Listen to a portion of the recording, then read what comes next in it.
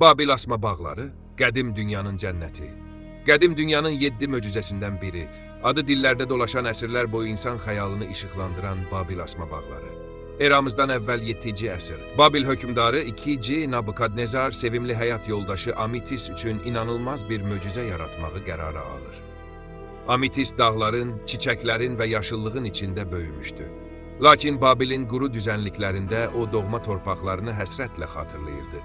Və beləliklə Nabukadnezar sevginin gücü ilə bütün dünyanı heyrətləndirən bir əsər inşa etdirir. Asma bağlar.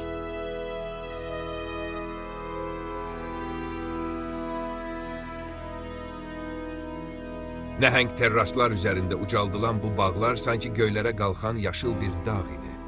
Ağaclar, sarmaşıqlar və çiçəklər yuxarıdan aşağıya sallanaraq onu əsl cənnət mənzərəsinə çevirirdi. Lakin bu gözəlliyi saxlamaq üçün sadəcə təbiət kifayət etmirdi. O dövrün mühəndisləri möhtəşəm bir suvarma sistemi yaratmışdılar. Fərat çayından nəhəng mexanizmlərlə qaldırılan sular gizli kanallar vasitəsilə bütün bağa yayılır, hər küncünü daim yaşıl saxlayırdı. Burada xurma, əncir, üzüm, zeytun, ədviyyatlar və saysız hesabsız çiçəklər yetişirdi. Babilin ortasında insanlar təbiətin səsini, quşların nəğməsini, çiçəklərin ətrini duyur, sanki başqa bir dünyaya qədəm qoyurdular.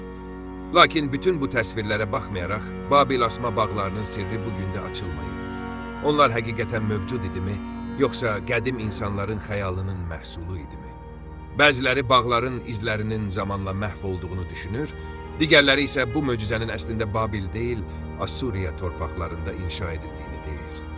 Həqiqət necə olursa olsun, Babil asma bağları insan zəkasının və təbiət sevgisinin ən möhtəşəm rəmzlərindən biri olaraq qalır.